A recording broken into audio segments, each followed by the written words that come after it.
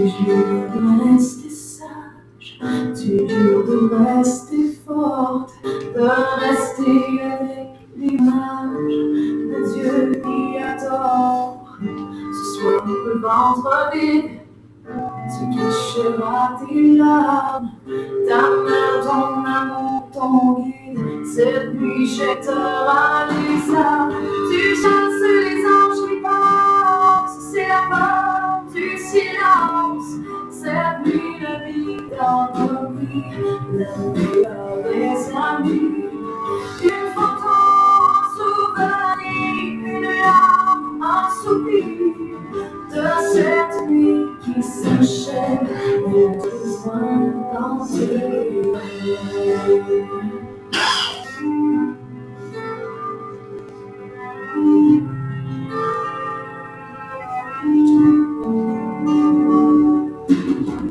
Elle dit qu'il est trop tard, elle n'est pas encore pensée, son corps implore à mort, elle ne peut plus respirer. Tu lui as fermé les yeux, ton ventre s'est rempli de feu, la rage, la peine et l'amour ont régné aux alentours. Tu chasses les anges qui passent, c'est la peur du silence. Cette nuit, la vie t'a remis, la meilleure des amies. Une photo, un souvenir, une larme, un soupir de cette nuit qui s'achève et te rejoint dans tes rêves.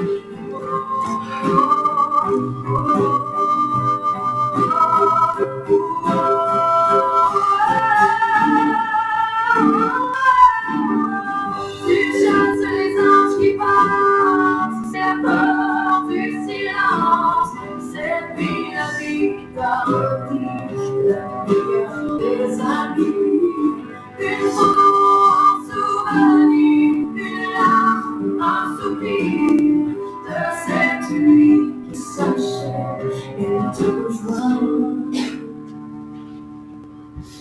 dans tes rêves.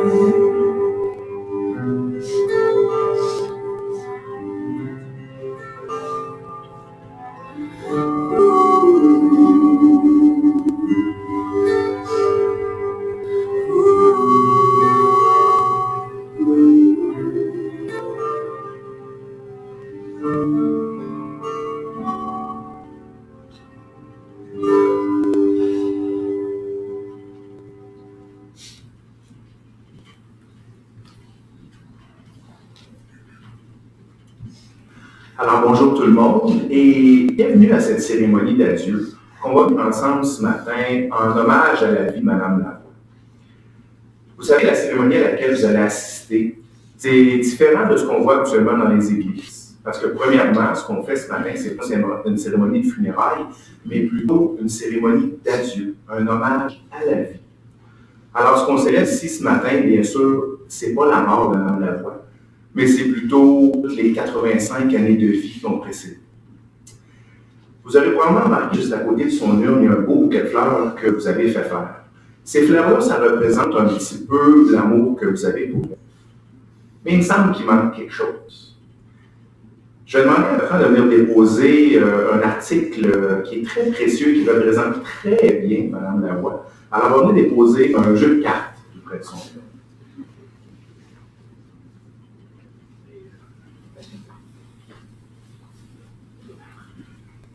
Semble c'est mieux, hein? Oui. Me semble c'est simple. Bien sûr, il manque peut-être une couple de cartes de bingo aussi. Mais comme on avait mis des cartes de bingo sur son silet, je pense que les cartes déjà, ça la représente. Maintenant, à la droite de l'urne, vous avez remarqué qu'il y a un lampion, un cierge avec la photo de Mme Lavoie.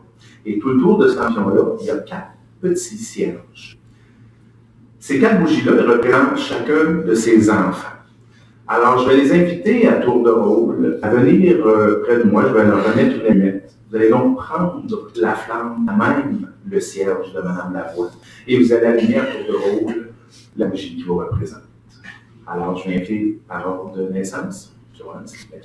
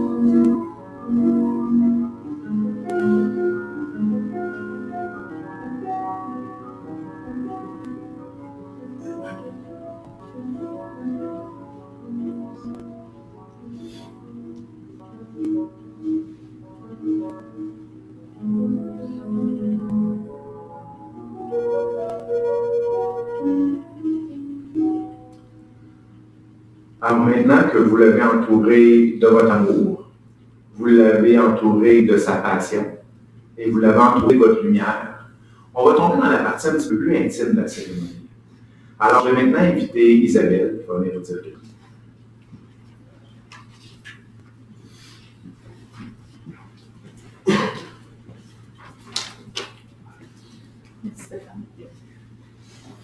Oui. Bonjour, je suis devant vous ce matin en qualité de plus vieille des petits-enfants, en fait. Et puis, c'est ça, j'ai été sélectionnée d'office. On ne m'a pas tant demandé mon avis, sauf que ça fait extrêmement plaisir d'être là, même si c'est très, très difficile. Le matin de sa mort, avant d'avoir le téléphone, j'étais assise chez moi en train de prendre un café. Dehors, il faisait beau, il faisait chaud. Puis, mes pensées ont dérivé vers ma grand-mère. Puis là, ben, j'ai réalisé avec, mon Dieu, elle avait exactement mon âge quand moi je suis née. Ça veut dire que j'ai fait partie de sa vie, la moitié de sa vie. Fait que, je ne sais pas pourquoi ça m'est apparu ce matin-là, puis 5 minutes après le téléphone, a appelé maman, elle a téléphoné, puis écoute, tout est écroulé. Fait que c'est ça, on m'a demandé de faire un hommage. Je vais vraiment faire le mieux que je peux, vous m'excuserez s'il y a des petits moments. J'ai un texte, je vais essayer de revenir un petit peu à l'entour et de ne pas m'éterniser non plus parce que c'est pas facile pour personne ce matin. Donc, c'est un hommage à Claudette. Plusieurs d'entre nous, on a eu la chance incroyable de la côtoyer en tant que mère. Il y en a certains d'entre vous qui l'ont connue en tant que belle-mère et certains autres aussi en tant que mère. Et il y a eu des amis aussi qu'on peut me dire que c'était des amis d'une vie parce que vous avez fait partie de notre vie à tout le monde depuis qu'on est petit, la même chose pour mes parents, puis mes mononcles, mes tantes. Donc, pour vous parler de ma grand-mère, moi, je pense que ma mère, elle avait un don. Puis ce don-là, c'était celui de nous rassembler. Souvent chez elle, depuis qu'on est tout petit, durant les interminables vendredis soirs, où il y avait tout le temps plein de monde, puis où on a eu, mon Dieu, tellement souvent peur de Mike et de bière. Hein? Il faut dire qu'elle aimait ça. Hein? Mais ce qu'elle aimait aussi, c'est qu'elle avait aussi le don vraiment de juste nous rassembler, point. Tu sais, au-delà de tout, là, c'était ça. Tous ceux qui étaient là se rappellent, écoute, les fameux Michoui chez maman. Oui, tout le monde, hein, quand j'ai demandé les petites anecdotes, vous m'avez toutes parlé de la fête des bobettes dans l'âme. C'était très typique de nos parties de famille. Il y a eu aussi les très nombreux parties du jour de l'an aussi chez Michel, parce qu'on a eu bien du plaisir en gang. Puis je pense que c'est ça, ma mère aussi. Tu sais, c'était d'être là. Même si on ne parlait pas, on n'entendait pas, parce qu'on parlait tellement trop fort tout le monde. Mais c'est ça, elle était là. Puis c'est ça. Mon Dieu, je m'excuse, j'ai perdu le combien de fois qu'elle a été la dernière à partir? Hein? Combien de fois qu'elle a mangé sous son banc le vendredi soir, sa petite sandwich? Une fois que le monde était parti, sa nature, tu le sais, était là. Ça arrivait souvent. Puis ma mère, ben, ça a toujours été une femme de famille et de gang. Okay? Que ce soit avec sa gang de femmes de Jeanne d'Arc, le vendredi soir et tout, hein, on se ramasse tous chez elle. À l'Orchard avec les amis, je allais pour la semaine, ça avait du fun noir, ça a l'air. Ou encore à la pêche au lac des Perches, où il y avait toutes sortes de choses qui se passaient qu'on est mieux de garder secret. Ça a l'air qu'il y a des choses qu'il ne faut pas déterrer. Fait que, avec Charles et Thérèse, ou encore Colette Gérard, mon Dieu, ce monde-là, ça rentrait à 6 h le matin, après avoir fait party toute la nuit, à la messe, après ça allait se coucher un petit peu. Hein? Papa et ma mère, après ça, ben, qu'est-ce qu'ils faisaient? Dimanche après-midi, elle allait prendre des petits trails. Fait que là, ça brassait un petit peu, puis voyons, on connaît toute la suite. Hein? Bon, fait que, n'oubliez pas que ma mère, c'était une vraie talente aussi. C'était une picosseuse qui n'avait pas peur de nous ouvrir dans nos shorts, puis de nous remettre à notre place. Alex, moi, j'ai vraiment beaucoup aimé ton histoire de concert de poignet. C'est très bon pour l'humilité pour un jeune de 15 ans là, de se faire facilement par sa grand-mère. J'ai adoré ça. Fait que Claudette, femme de cœur, qui avait vraiment pas d'amis aux cartes, sauf pour son genre préféré, qu'elle soignait toujours, écoute, de façon flagrante. Puis toutes les autres, là, ben, on avait toute la chenoute, nous autres. Parce que son genre préféré, c'était son genre préféré. Elle aimait ça gagner, ma grand-mère. Il faut dire qu'elle était mardeuse aussi dans la vie. Elle gagnait souvent au bingo, toutes sortes d'affaires. Puis moi, là, vous autres les plus jeunes, pour vous rappeler que ma mère, c'était le dimanche après-midi qu'elle jouait au bingo. Mais moi, je me rappelle quand j'étais petite, elle venait me chercher le jeudi soir pour aller jouer au bingo à Saint-Edmond. Elle venait me chercher tout le dimanche après-midi pour aller au bingo à Compton. Puis là, c'était la tireur. Il y avait des éléphants, il y avait des bidules, il y avait toutes ces pioches. Elle jouait 27 cartes dans ce temps-là, ma mère. C'était quelque chose. Puis on avait affaire à parler. Et point. Comment? Elle a aussi dit. Ah non, c'est ça, elle a une femme, oui, c'est vrai. Newport. C'était aussi une femme très fière, ma grand-mère. Elle sortait jamais sans être coiffée, puis surtout, elle disait pas toucher chez les cheveux. Ça, il y en a qui aimaient ça, là, mais pas que ça rendait malade, ça. Avec du beau rouge à lèvres, des ongles bien faits. Rappelez-vous la quantité de bouteilles de Cutex qu'il y avait dans ce frigidaire-là. C'est incroyable. Puis, les très, très nombreuses bottes de souliers dans son garde-robe. Hein? Sa façon d'être une mère sera sans doute notre plus grand héritage. Claudette a toujours eu soin de nous autres. Quand mes parents étaient à l'extérieur, je me souviens qu'à toutes les fins de semaine, on descendait à Quatico chez elle. Elle nous a toujours bien nourris, même si on lui disait d'arrêter d'en faire. Le vendredi, là, on nous disait tout le temps, ma mère, fais-en pas autant. Puis il y avait toujours un plat de macaroni sur le poêle. Ah, juste au cas où les enfants y auraient faim. Tout le temps. Fait que, tu sais, on n'oubliera jamais non plus son pain, sa soupe au riz, ses dingues, son sport, pour ne nommer que ceux-là. Elle était tellement contente il y a 2 ans, je suis allée porter un pâté au poulet avec sa recette à elle. Elle était pas comme un balai. Et je sais qu'elle aimait ça et tout quand Josiane allait porter la soupe à ma. Ça là, puis tu sais, à quelque part, j'aime voir qu'elle était fière de nous autres, de voir qu'on était capable de s'organiser et de se faire à manger. Ensuite, qu'est-ce que je peux dire? Bon, ma mère, femme boquée, il y en a une, hein? Elle a trouvé le moyen de tout nous couper l'herbe sous le pied. Croyez-vous qu'elle n'avait pas choisi ce qui se passe aujourd'hui? Elle n'en voulait pas des grandes funérailles. Elle ne voulait pas avoir plein de monde au salon. Elle voulait avoir ça en petite gang. Y a-t-il le meilleur timing pour faire ça de même? C'est exactement ça qu'elle avait. Fait qu'elle va avoir gagné jusqu'au bout. Elle avait dit qu'elle avait ça gagner. Hein? Ben là, elle vient gagner son jackpot. Elle va pouvoir aller retrouver son amour perdu depuis 36 ans. Auriez-vous entendu aussi longtemps, vous autres? Hein? Puis, en passant, ça va vraiment passer. En haut, il doit annoncer des orages bientôt, là. Parce que c'est après toutes les années, ben, on y souhaite bien. Fait que, bon voyage, ma mère, puis on t'aime.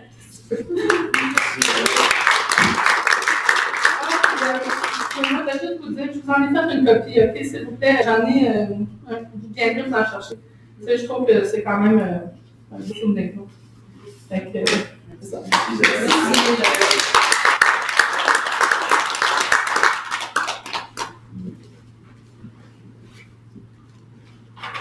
En préparation de la cérémonie d'aujourd'hui, on a soumis une panoplie de textes aux enfants. On leur a demandé d'en choisir un qu'ils préféraient. Et le texte qu'ils ont choisi s'appelle Le Train. Et je vais inviter Alexandre à venir vous en faire la lecture, s'il vous plaît.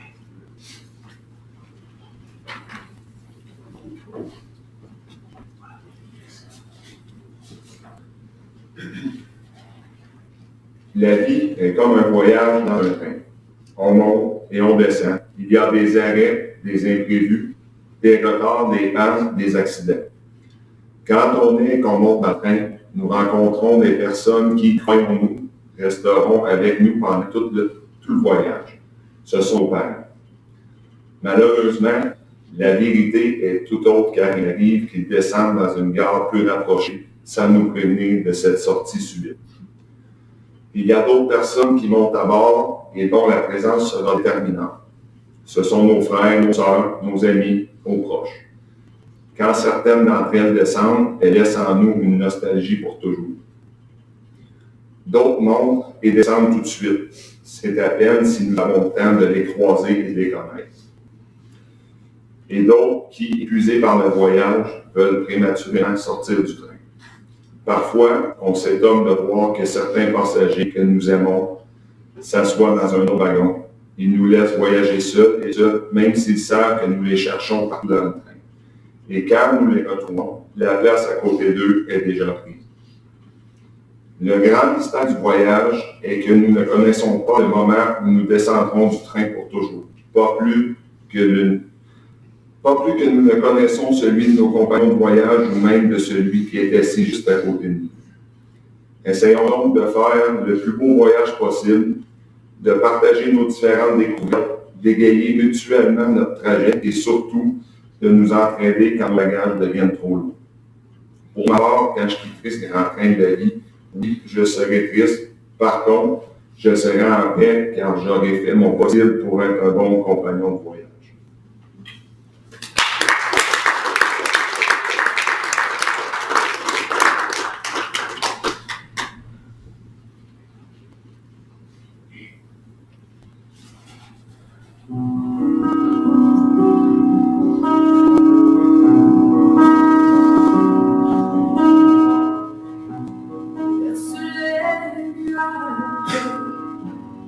Si jusqu'au large grand soleil, tu m'émerveilles. Depuis l'horizon, porte tes rayons réchauffement. J'en ai besoin. Toi, le vent de la mer,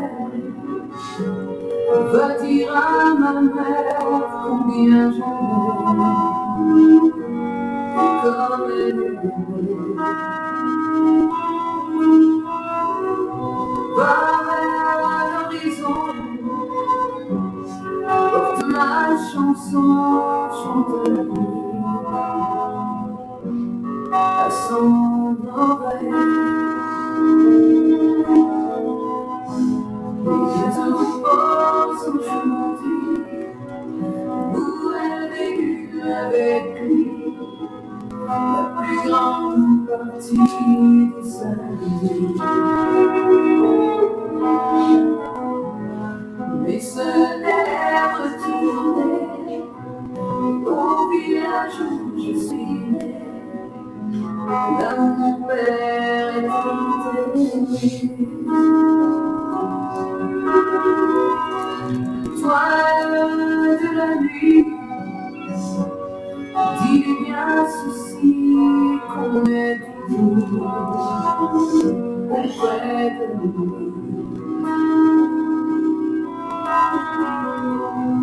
Qui est dans mon cœur, comme une lueur qui brillera toute la vie.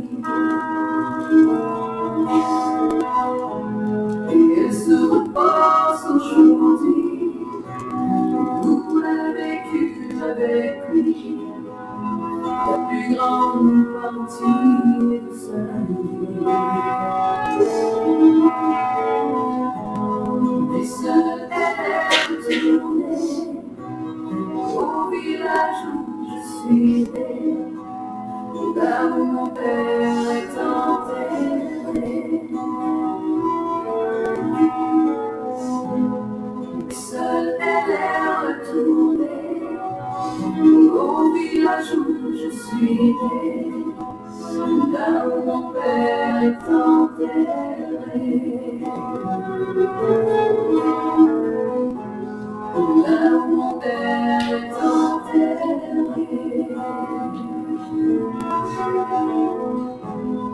Là où mon père est enterré.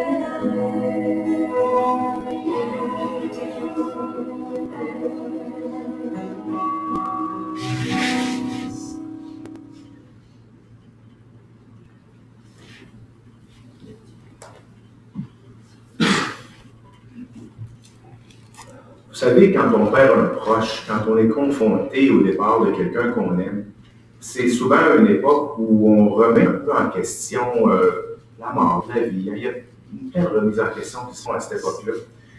Et puis moi, il y a un texte que j'aime beaucoup. Je vous avouerai que c'est un de mes textes préférés qui explique bien un petit peu comment on peut se sentir dans des époques comme ça.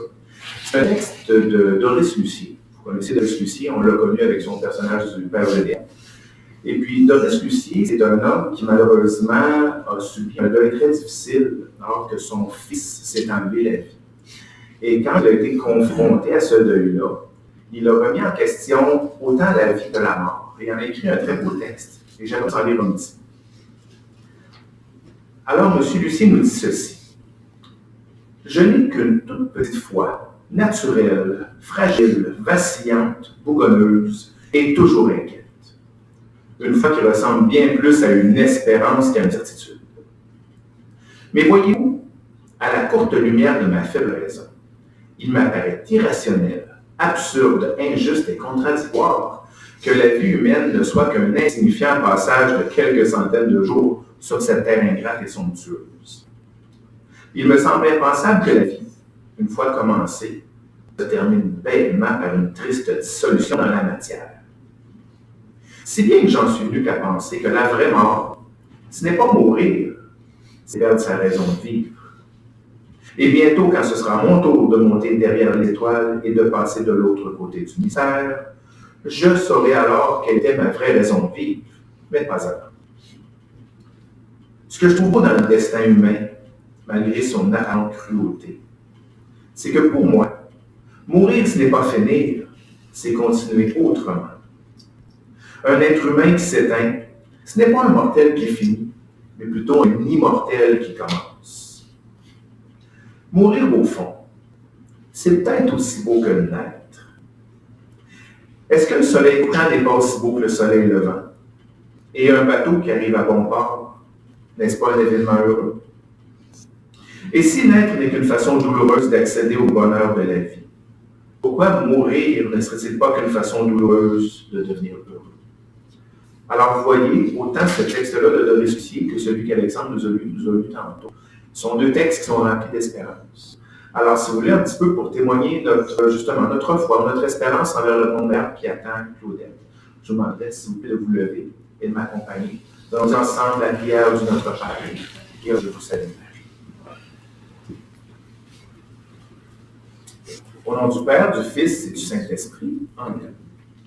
Notre Père qui es aux cieux, que ton nom soit sanctifié, que ton règne vienne, que ta volonté soit faite sur la terre comme au ciel. Donnez-nous aujourd'hui notre pain de ce jour. Pardonnez-nous nos offenses comme nous pardonnons aussi à ceux qui nous ont offensés. Et ne nous laisse pas entrer en tentation, mais délivre-nous du mal. Amen. Je vous salue, Marie, pleine de grâce. Le Seigneur est avec vous. Vous êtes bénie entre toutes les femmes, et Jésus, le fruit de vos entrailles, est béni. Sainte Marie, Mère de Dieu, priez pour nous pécheurs, maintenant et à l'heure de notre mort. Amen. Je vous remercie beaucoup de vous asseoir. Et ça vous rappellera peut-être un peu le reste du dimanche matin. avant la sieste. Je Thérèse. Isabelle, tantôt, dans ton témoignage, je trouve que tu as très bien parlé et je ne suis pas ça pour te flatter, mais moi, je trouve que Claudette, elle vous laisse, malgré son départ, un bel héritage. Puis là, je ne parle pas d'argent, je ne parle pas de bijoux, je ne parle pas de fortune, c'est pas de ça que je parle. Mais premièrement, ben, à ses enfants, vous avez laissé le plus bel héritage qu'on peut laisser à quelqu'un. Elle vous a donné la vie. Hein? Ensuite, ben, elle vous a élevé, elle vous a éduqué. Elle vous a transmis des valeurs, aussi des valeurs que vous avez à votre tour transmises à vos enfants, qui à leur tour vont les transmettre aux leurs. Cet héritage-là, ben, c'est précieux, mais c'est encore plus précieux que ça. C'est tous les bons souvenirs que vous gardez d'elle. Et je t'entendais parler tantôt, vous avez ri plusieurs fois. Je suis persuadé que des bons souvenirs, vous en gardez une peine. Alors moi, je serais porté à vous dire ceci. Je sais que pour vous, aujourd'hui, c'est une journée qui n'est pas facile, parce que c'est la journée qui marque la séparation. Mais une chose que personne ne pourra jamais vous enlever, c'est tous ces bons souvenirs-là que vous gardez d'elle. Alors, je serais porté à vous dire, vous savez, les journées où ça sera plus difficile, les journées où elle va manquer un peu plus, rappelez-vous ces bons souvenirs-là. C'est la meilleure façon de la garder vivante avec vous autres pour toujours. On va maintenant écouter une avant-dernière pièce musicale et je reviens ensuite pour la conclusion.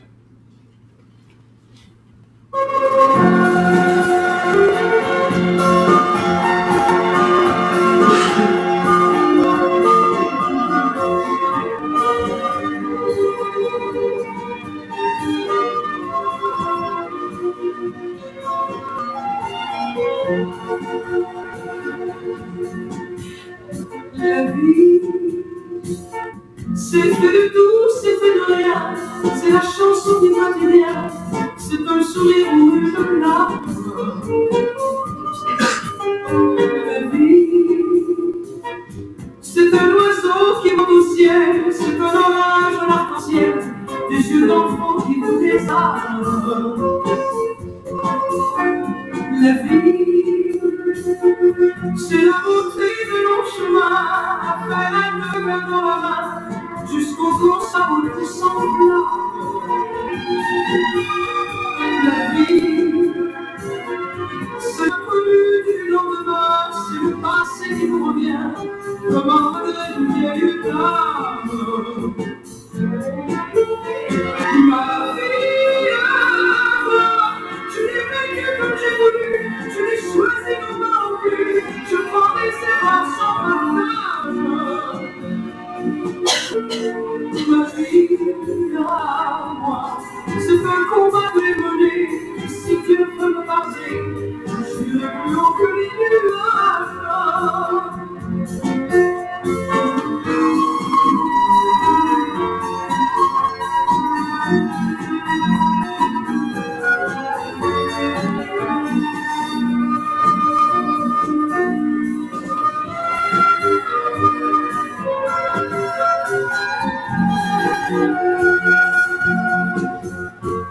Ma vie, c'est la recherche du bonheur, si le pire c'est le meilleur, un roman qu'il faudra écrire. La vie, c'est un reflet dans le miroir, qui est heureux de me voir, encore capable de séduire. La vie à moi, je l'ai vécu comme j'ai voulu, je l'ai choisi non plus, je prends mes erreurs sans partage. La vie à moi, c'est un combat que j'ai mené, si Dieu peut me pardonner, j'irai plus haut que les nuages. Ma vie à moi, c'est un combat que j'ai mené, et si Dieu veut me pardonner, j'irai plus haut que les nuages.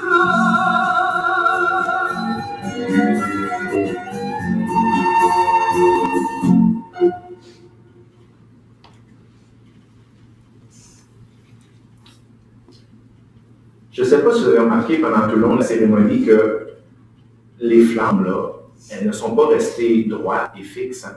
Parce que bien sûr, une flamme, par sa définition, ben, c'est censé être au courant d'air. Donc, ça vacille. Et moi, je trouve qu'on peut faire une belle comparaison avec la vie humaine parce que nous autres aussi, dans nos vies, des fois, on a des épreuves qui nous font vaciller, puis vous en avez une présentement. Mais vous remarquerez tantôt, lorsqu'on va éteindre la bougie, on a l'impression que la flamme disparaît, mais c'est pas vrai du tout. La flamme, elle va plutôt se transformer, elle va se transformer en fumée. Encore une fois, si on fait la même comparaison avec la vie humaine, bien sûr que l'Odette disparaît de vos vies sous la forme que vous la connaissez, elle va toujours rester présente avec vous autres, tout simplement de nos mères. Alors, je vais maintenant inviter Olivier, s'il vous plaît, à venir souffler la bougie de ta grand-mère.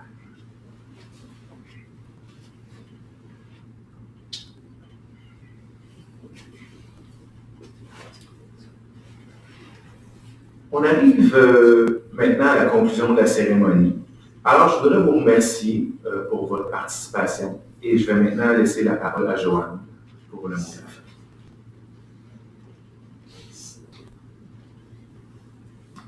Comme vous le savez tous, Odette, elle a beaucoup les parties. Puis je me rappelle qu'elle était plus jeune. Les parties du jour de l'an, on a soigné, on a eu du plaisir. Puis il y en a plusieurs d'entre eux qu'elle avait toujours une petite chanson à nous chanter. Donc, vous allez voir qu'est-ce qui va commencer. Là. Vous allez sûrement sourire plusieurs personnes ici présentes. C'est un bon souvenir d'elle que j'ai et que je vais toujours garder. Puis vous autres aussi, je suis sûre. Merci.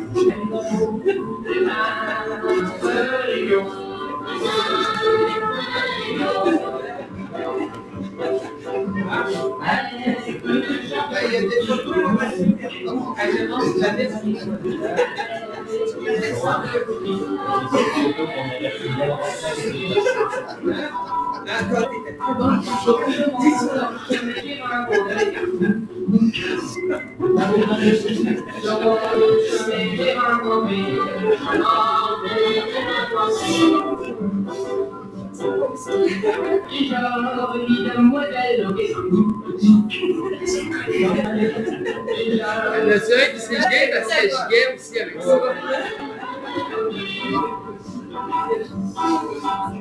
Elle m'a demandé pour l'embrasser.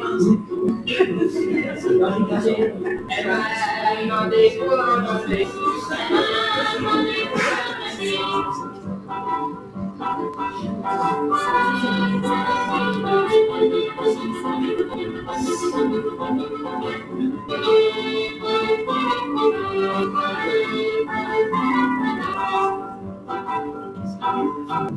Vous comprenez, je l'ai pas fusé. J'en ai gagné. Vous comprenez, je l'ai pas fusé.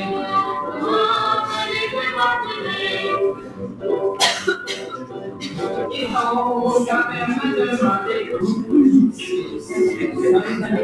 Ils ont quand même demandé.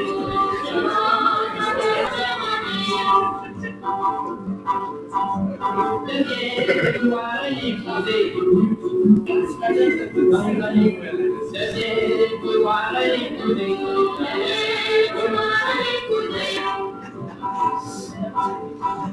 Qui donne que l'on va se parler. Qui donne que l'on va se parler.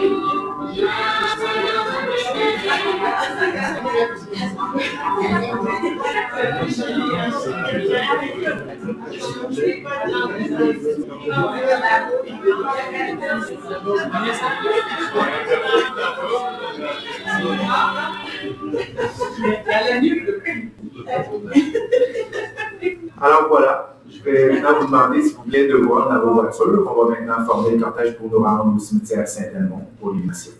Merci. S'il y en a qui veulent des